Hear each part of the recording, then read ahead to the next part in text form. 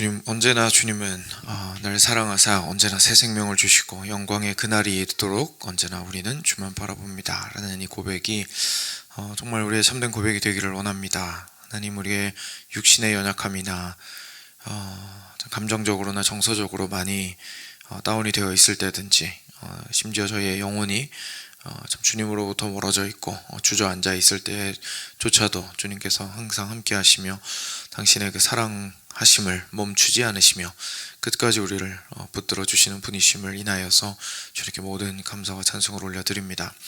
사랑하는 주님, 이를 통하여서 저희가 주님 안에서 얻는 참된 위로로 오늘을 살아갈 때에 환경에 좌우되지 아니하고 저희의 형통함이나 어려움에 따라서 저희의 마음이 움직이지 아니하고 오직 그리스도 안에서 참된 평안과 굳건함을 저희로 누리게 해 주시기를 간절히 간구드립니다.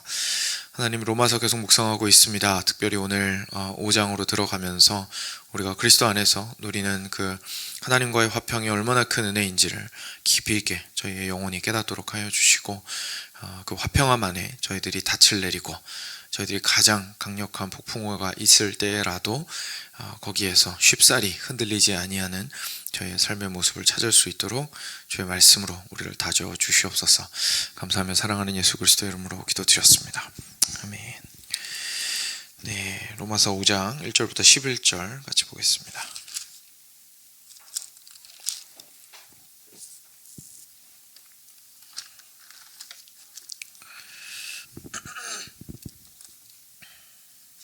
제가 먼저 읽겠습니다. 같이 교독하겠습니다. 1절부터 11절입니다.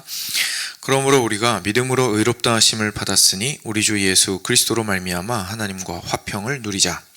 또한 그로 말미암아 우리가 믿음으로 서 있는 이 은혜에 들어감을 얻었으며 하나님의 영광을 바라고 즐거워하느니라. 다만 이뿐 아니라 우리가 환난 중에도 즐거워하나니 이는 환난을 인내는 연단은 소망을 이루는 줄 알미로다. 소망이 우리를 부끄럽게 하지 아니함은 우리에게 주신 성령으로 말미암아 하나님의 사랑이 우리 마음에 부은 바 됨이니 우리가 아직 연약할 때에 기약대로 의인을 위하여 죽는 자가 쉽지 않고 선인을 위하여 용감히 죽는 자가 혹 있거니와 우리가 아직 죄인 되었을 때에 그리스도께서 우리를 위하여 죽으심으로 하나님께서 우리에 대한 자기의 사랑을 확증하셨느니 그러면 이제 우리가 그의 피로 말미암아 의롭다 하심을 받았으니 더욱 그로 말미암아 진노하심에서 구원을 받을 것이니 곧 우리가 원수 되었을 때에 그의 아들의 죽으심으로 말미암아 하나님과 화목하게 되었은즉 화목하게 된 자로서는 더욱 그의 살아나심으로 말미암아 구원을 받을 것이니라. 같이 읽겠습니다. 그뿐 아니라 이제 우리로 화목하게 하신 우리 주 예수 그리스도로 말미암아 하나님 안에서 또한 즐거워하느니라. 아멘. 네, 이제 4장까지는요 어떻게 보면 저희가 요즘 자주 쓰는 표현대로 빌드업입니다. 그러니까 하나님께서 우리에게 베풀어 주신 구원, 이 왜 필요하고 왜 모든 사람에게 필요하고 그것이 왜 은혜인지에 대해서 알려주시기 위해서 4장까지의 내용을 통해서 우리가 누구든 막론하고 유대인이든 이방인이든 상관없이 할례자든 무할례자든 다 하나님의 진노 아래 있다는 것을 이야기를 먼저 하고요. 그 이제 기초를 깐 거죠. 빌드업을 하고 이제 5장부터는 탁월한 하나님의 놀라운 복음의 은혜를 이제 비추기를 시작을 합니다. 그래서 저도 참 준비하면서 은혜를 많이 받았고 앞으로는 계속해서 우리가 보통 얘기하는 로마서의 그 강력한 복음의 진수로서의 면모가 이제 더 밝게 드러나게 될 겁니다. 오늘 말씀을 좀 주제를 잘 이해하실 수 있기 위해서 11절 마지막 절입니다. 마지막 절 잠깐 보시면요. 이렇게 되어 있습니다. 그뿐 아니라 이제 우리로 화목하게 하신 우리 주 예수 그리스도로 말미암아 하나님 안에서 또한 즐거워하느니라. 이렇게 되어 있는데요. 이 말씀이 오늘의 주제라고 생각을 하시면 됩니다. 이게 사도 바울이 보통 글 쓸 때 이렇게 마지막에 결론으로 한 문구 쓰는 이렇게 성향이 좀 있거든요. 그래서 요 11절이 오늘 1절부터 11절의 결말이라고 생각을 하시면 되겠습니다. 그래서 지금 앞에 있는 내용이 무슨 내용을 다루고 있는 거냐면 결국 우리가 예수님으로 말미암아 하나님과 화평하게 되었고 그래서 우리가 그리스도인으로서 참 기쁠 수 있구나. 정말 즐거울 수 있구나. 요 얘기를 앞부분에서 쭉 풀어낸 거라고 이해하시면 되겠습니다. 자, 그럼 1절부터 다시 보겠습니다. 1절 보시면 그러므로 우리가 믿음으로 의롭다 하심을 받았으니, 지금까지 했던 얘기죠. 믿음으로 의롭다 하심을 여러분 받았다는 거 지금까지 얘기했는데요. 우리 주 예수 그리스도로 말미암아 하나님과 화평을 누리자라고 얘기하고 있습니다. 그러니까 이제까지 설명을 해올 때는 화평이라는 표현은 쓴 적이 없습니다. 그렇죠? 근데 저희들에게 복음에 어떻게 보면 정말로 큰 축복을 이제 조금씩 열어서 보여주는 거예요. 맨 처음에 한꺼번에 다 상 차려놓으면 이해가 안 되니까 처음에 이렇게 우리가 믿음만으로 의롭다함을 받을 수밖에 없는 죄인들입니다. 아브라함도 그랬고 아브라함 밖에 있는 사람도 그렇습니다. 라는 걸 차근차근 설명한 다음에 그 다음에 근데 여러분 믿음으로 의롭다함을 받는 사람에게 주어지는 너무나 큰 복이 있는데 그게 바로 하나님과 화평하게 되는 것입니다. 라고 이제 문을 하나 더 열어 보여주는 겁니다. 근데 여기에서 이 화평함이라는 것이요. 우리가 보통 얘기하는 샬롬입니다. 이 화평함이 바로 샬롬입니다. 저희가 그리스도인들이 서로 샬롬 이렇게 인사하죠. 근데 그 샬롬이 바로 이 하나님과의 화평입니다. 그러니까 이 자체만으로도 저희들에게 얼마나 놀라운 반전인지 한번 생각해 보시면요. 1장부터 4장까지 저희가 얘기할 때는 하나님의 뭐에 대해서 얘기를 주로 많이 했습니까? 사도 바울이 하나님의 진노에 대해서 얘기를 많이 했습니다. 그죠? 근데 5장 딱 들어오면서 지금 무슨 얘기하는 겁니까? 하나님과 화평하게 되었나니라. 그러니까 예수 그리스도로 말미암아 하나님께서 유대인 보고도 진노하시고 유대인 아닌 사람들 보고도 진노하시고 모두가 정죄받을 수밖에 없는 자들이었는데 그리스도를 통하여 이제 하나님과 화평하게 되었느니라. 근데 이 샬롬이 왜 중요한 표현이냐면요. 저희가 단지 의롭다함을 받았다라는 것은 한번 저희 인간 재판장을 한번 생각을 해보시면 저희가 이제 재판장에 만약에 유죄를 죄를 지어서 끌려갔습니다. 재판장에. 그래서 인간 판사가 판결을 내리는 거예요. 그래서 법률을 쫙 읽은 다음에 당신이 이거 이런 식으로 범죄하셨죠. 땅땅땅 하고 형을 선고합니다. 이제 이런 식으로 할 겁니다. 근데 그것이 이제 배상이 다 끝났다고 저희가 생각을 해봅시다. 뭐 그게 벌금이었든 형을 살았든 어떤 방식으로든 배상이 다 끝났습니다. 형량을 다 채우고 나서 이제 당신은 의롭게 되었습니다. 라고 얘기를 한다고 해서 저희가 지난주에도 자녀됨에 대해서 얘기를 했지만 판사랑 관계가 좋아질 필요는 없습니다. 그렇죠? 그 판사는 그냥 판결만 하는 거죠. 그 당신은 이제는 형량 다 채웠으니까 나가서 자유롭게 사시면 됩니다. 그냥 그렇게 하는 거죠. 근데 하나님과의 관계는 그런 게 아닙니다. 그죠? 하나님은 단지 재판장의 역할을 하시는 것이 아니라 우리 천지 만물을 창조하신 아버지이시고 그리고 그 관계를 절대 포기하지 않으시는 분이십니다. 그래서 이게 사실은 그 탕자의 비유가 정말 그래서 절묘한 것이 원래 아버지와 아들 관계가 있었다가 그죠? 그러다가 죄를 지어서 떠나게 됩니다. 근데 돌아올 때에 이제 그 죄값을 치르는 얘기는 탕자 비유엔 나오진 않지만 예수님께서 그 죄값을 치루어 주시고 의롭다 하신 다음에 무슨 일이 있냐면 아버지로서 품에 안아주시는 그 일이 있는 거죠. 그러니까 이 하나님과 샬롬을 얻게 되었다라는 것이 없으면 사실 그리스도인의 삶이 별로 즐거울 일이 없습니다. 그냥 내가 다행이다죠. 그죠? 다행이다. 벌 받아 죽을 뻔했는데 안 죽게 돼서 참 다행이다 정도일 겁니다. 근데 그게 아니라 지금은 하나님께서 당신의 아들과 딸로서 받아주시고 야 이제 다 풀었어 이렇게 되는 겁니다. 너랑 나랑 중간에 얽힌 거 다 풀었어. 그러니까 속이 확 편안해지죠. 그리고 그 평안한 마음으로 하나님께 나아가서 교제를 누릴 수 있게 되었다는 것. 그게 바로 구원받은 사람의 특권이라고 지금 이야기를 하고 있는 겁니다. 그래서 하나님과의 화평을, 하나님과의 샬롬을 우리 함께 누립시다 라고 얘기를 하고 있습니다. 2절입니다. 또한 그로 말미암아 우리가 믿음으로 서 있는 이 은혜에 들어감을 얻었으며 하나님의 영광을 바라고 여기서 나오죠. 즐거워하느니라. 여기서 말씀하시는 건 무슨 뜻이냐면요. 그러니까 우리가 믿음으로 예수 그리스도를 받아서 이 의롭다함을 얻었는데 그 자체가 뭐라는 겁니까? 은혜라는 겁니다. 그래서 그 은혜 안에 지속적으로 거하면 이런 뜻이죠. 그래서 계속해서 그 믿음으로 내가 믿음만으로 의롭게 되었다. 내 행위로 구원받은 것이 아니다. 라는 그 사실 안에 지속적으로 들어가게 되었다라는 사실 안에 있을 때 우리한테 무슨 새로운 기쁨이 생기냐면 아, 내가 이 의로움으로 말미암아 하나님 앞에서 마지막 날에 온전히 영광스러운 모습으로 완전히 변화되겠구나. 여기서 말하는 하나님의 영광이라는 건 우리가 하나님의 영광 때문에 변화될 영광스러운 모습을 얘기하는 겁니다. 그래서 내가 오늘을 걸어가는 데 의미가 있구나. 오늘을 걸어가는 게 이렇게 힘들고 어려워도 무의미한 게 아니라 마지막 날에 하나님의 영광에 들어갈 수 있는, 내가 영광스러운 모습으로 바뀌게 되는 날이 약속이 되었으니 참 즐겁고 기쁘구나. 이런 말이 나오게 된다는 겁니다.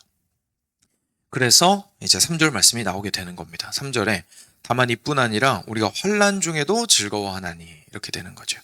그러니까 장차 내가 변화될 하나님의 영광의 모습을 보게 되면 오늘 이 인생을 살아가는 데 있어서 환경의 영향을 받지 않게 되는데, 얼마나 영향을 안 받게 되냐면 심지어 환난 가운데 있을 때에도 이 즐거움은 빼앗기지 않는다는 겁니다. 이 기쁨은 빼앗기지 않는다는 겁니다. 왜냐하면 이 환난이 우리에게 하는 일이 있기 때문인데요. 환난은 인내를 만들어냅니다. 그렇죠? 환난 가운데서 우리가 참아야 되니까요.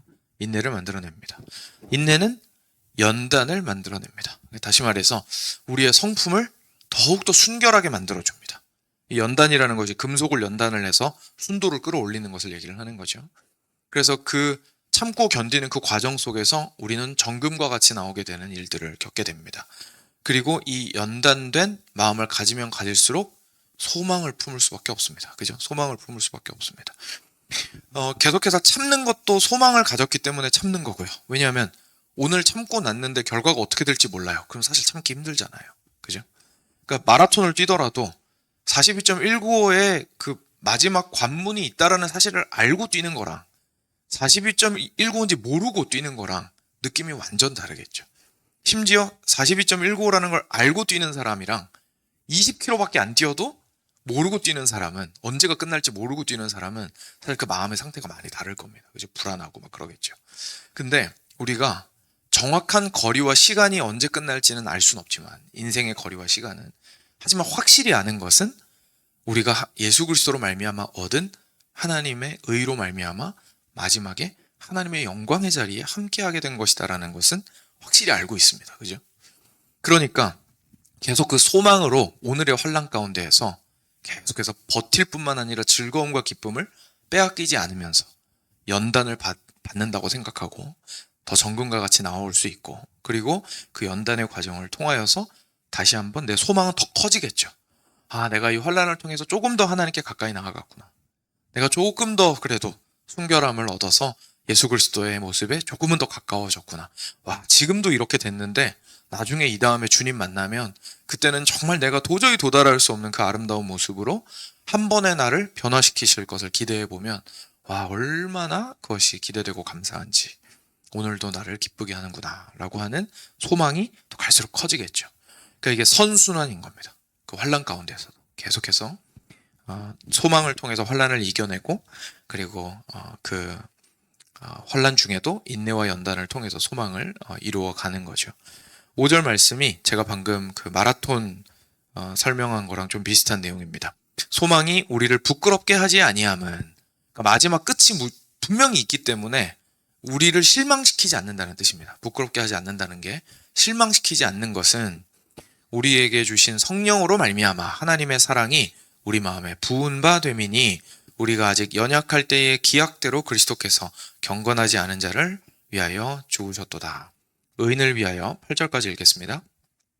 죽는 자가 쉽지 않고 선인을 위하여 용감히 죽는 자가 혹 있거니와, 우리가 아직 죄인 되었을 때에 그리스도께서 우리를 위하여 죽으심으로 하나님께서 우리에게 대한 자기의 사랑을 확증하셨느니라.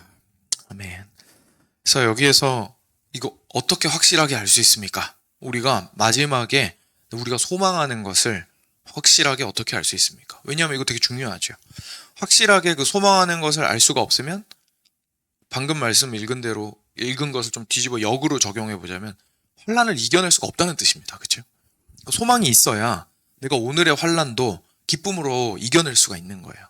소망이 없으면 사실 오늘의 환난이 나한테 아무런 의미가 없는 거죠. 그 질문할 수밖에 없는 거예요. 어떻게 알 수 있습니까? 근데 방금 뭐라고 얘기하십니까? 성령을 통하여 무엇이 부어졌다고요? 하나님의 사랑이 우리에게 부어졌습니다. 그럼 그건 어떻게 알 수 있습니까? 하나님의 사랑이 우리 마음에 부어진 건 어떻게 알 수 있습니까? 우리가 아직 경건하지 못한 자일 때 그리스도께서 약속되신 대로 우리를 위해서 죽으셨습니다. 간혹 가다가 의인을 위해서 죽는 사람들은 있지만, 그런 적은 우리가 있지만, 이렇게 아무런 쓸모도 없고 의미도 없고 파멸할 수밖에 없고 멸망을 향해 가고 있고 죄인에 불과한 자들을 위해서 자기의 아름다운 목숨을 던지는 바보는 없습니다. 그런데 놀랍게도 우리 예수님은 경건하지 않을 때에 우리를 위해서 죽으셨고, 그리고 우리가 아직 죄인 되었을 때에 우리를 위하여 죽으셨습니다. 이유는 뭡니까? 하나님의 사랑을 우리에게 부으시기 위해서입니다.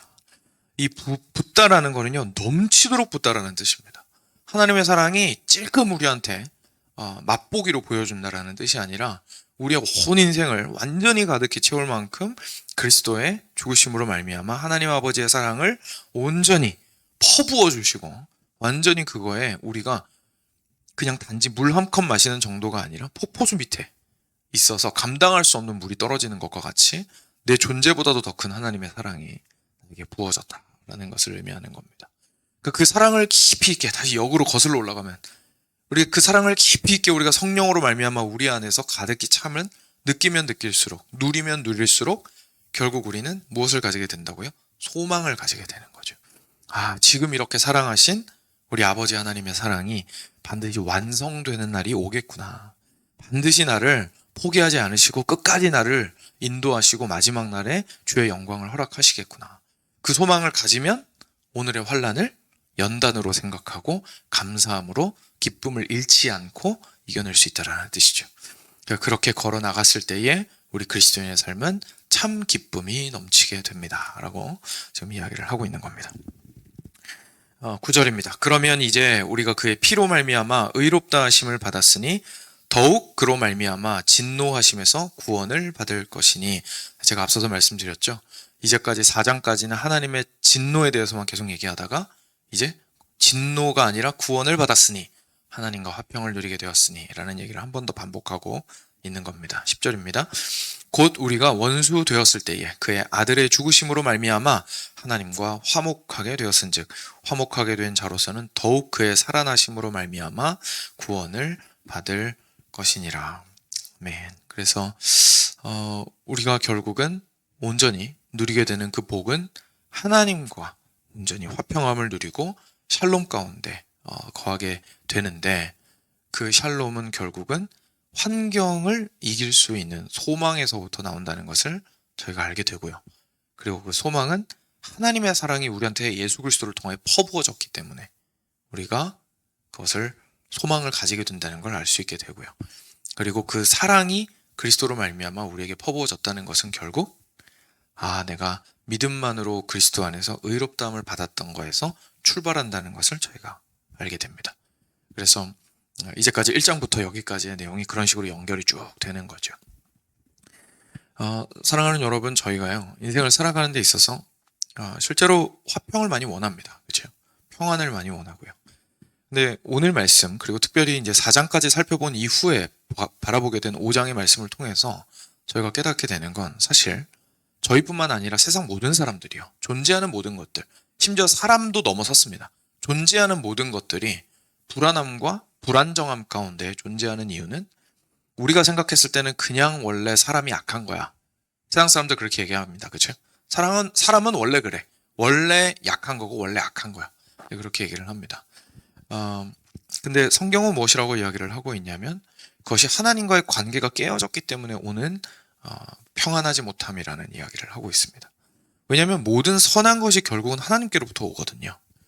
근데 그것이, 사람들은 보통 그 선한 것이 없어서, 그 풍요로움이 없어서, 그 안정감을 줄 수 있는 기반이 나에게 없어서 나는 불안한 거야, 이렇게 생각을 합니다. 근데 그 모든 것들은 사실 하나님으로부터 나온 거죠.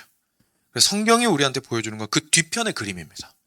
겉으로 보이는 전쟁 때문에, 겉으로 보이는 인생의 고통 때문에, 내 육신의 연약함 때문에, 내 관계의 상실 때문에, 나의 성격의 불완전함 때문에, 여러 가지 결핍 때문에, 돈이 부족하기 때문에 나는 불안정한데, 근데 사실은 그것이 진짜로 나를 불안정하게 만드는 근본적인 원인이 아니고, 가장 근본적인 원인은 하나님과 화해하지 못했기 때문이다 라고 이야기를 하고 있습니다.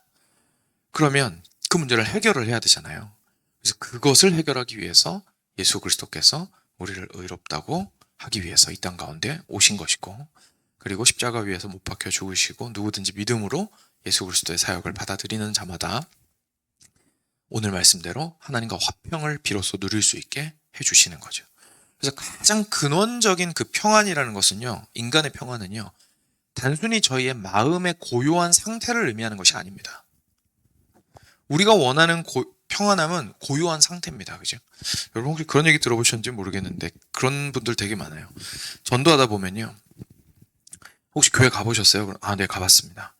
어떠셨어요? 제가요, 사실 성당도 좀 가봤거든요. 근데 성당에 가면 마음이 그렇게 편안해지는데 교회 오면 딱히 그런 게 없더라고요.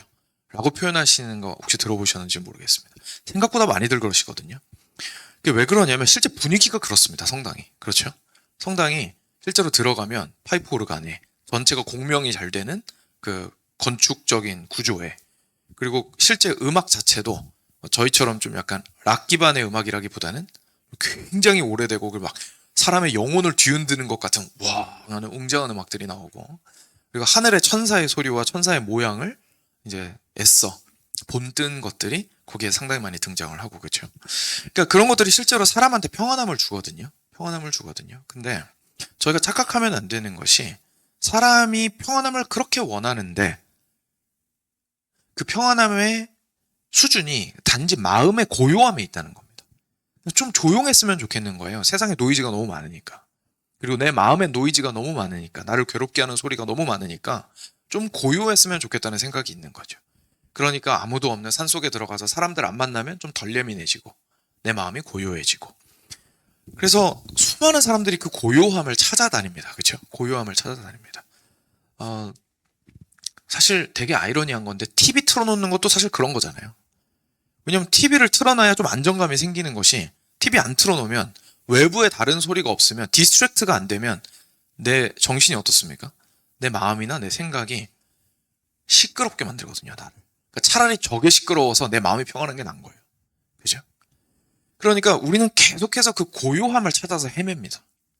그런데 사실은 그 고요함이라는 것이 평안의 진짜 의미가 아니라는 것을 깨닫게 되는 거죠. 우리의 마음의 고요함 이전에 우리가 얻어야 하는 평안은 하나님과의 화해입니다. 하나님 안에서 하나님과 관계가 내가 올바르다. 다시 말해서 하나님 앞에서 더 와닿게 말씀드리면, 하나님 앞에서 떳떳하다. 하나님 앞에서 캥기는 게 없다. 라는 관계가 되어야지만 참된 평안이 찾아오는 겁니다.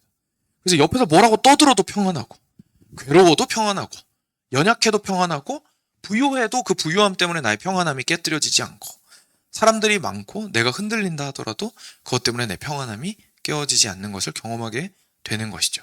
하나님과 캥기는 것이 없을 때. 근데 우리의 삶을 보면 캥기는 게 없을 수가 없습니다. 그렇죠? 그래서 누가 중요해지냐면 예수 그리스도가 그래서 그렇게 중요해지는 겁니다. 우리가 하나님과의 관계 속에서 캥기지 않을 수 있는 방법은 하나밖에 없습니다. 완벽한 삶을 살아내는 겁니다. 근데 그게 불가능하잖아요. 그것을 우리에게 주신 분이 예수 그리스도이십니다. 그러니까 이 사실을 믿지 않으면 그리스도인이라 할지라도 하나님과의 관계가 불안하기 때문에 다른 모든 영역에서 불안할 수밖에 없습니다. 그래서 우리가 결국은 어떤 삶을 살아가더라도, 심지어 목회자도 마찬가지입니다. 그렇죠? 대부분의 일이 소위 말하는 하나님의 일이라고 하는 일을 하고 있을지라도 목회자도 마음이 막 불안할 수가 있는 거예요. 무엇 때문에? 하나님 앞에서 내가 이 모든 것들의 기초와 기반을 두고 그 위에 내가 세우는 것이지, 내가 스스로 뭔가를 증명해내는 것이 아니다라는 사실을 깨닫지 못하면 계속 불안할 수밖에 없습니다. 그러니까 우리 모든 인간은 결국 그 마음의 고요함을 찾아 헤매지만, 정작 중요한 것은 마음의 고요함이 아니라 하나님과의 관계의 회복이라는 사실을 오늘 말씀을 통해서 깨닫게 되고, 그것은 오직 그리스도 안에 있는 하나님의 사랑을 온전히 부음바 받았을 때에만 누릴 수 있는 축복이라는 것을 제가 깨닫게 됩니다. 사랑하는 여러분, 저희가 여러 차례 제가 말씀을 드렸지만 말씀을 맺으면서 사람이 삶을 살아가면서 많은 은혜가 필요합니다. 많은 은혜가 필요하고 특별한 은혜들도 필요합니다. 그런데 그 모든 은혜는 결국 하나님과의 샬롬에서부터 출발하는 것입니다. 그렇기 때문에 우리가 오늘의 삶의 특별한 은혜를 원하시는 만큼이나, 오늘의 평안을 갈구하시는 만큼이나 더 근원적인 평안인 하나님 그리스도 안에서만 발견할 수 있는 하나님과의 평안을 우리가 찾고자 해야 합니다. 거기서부터 출발해서 그 수원지에서부터 우리는 정말 우리의 영혼이 마셔도 다함이 없는 그 생명수를 얻게 되고 참된 평안 가운데 거할 수 있게 될 겁니다. 같이 함께 기도하겠습니다. 들으신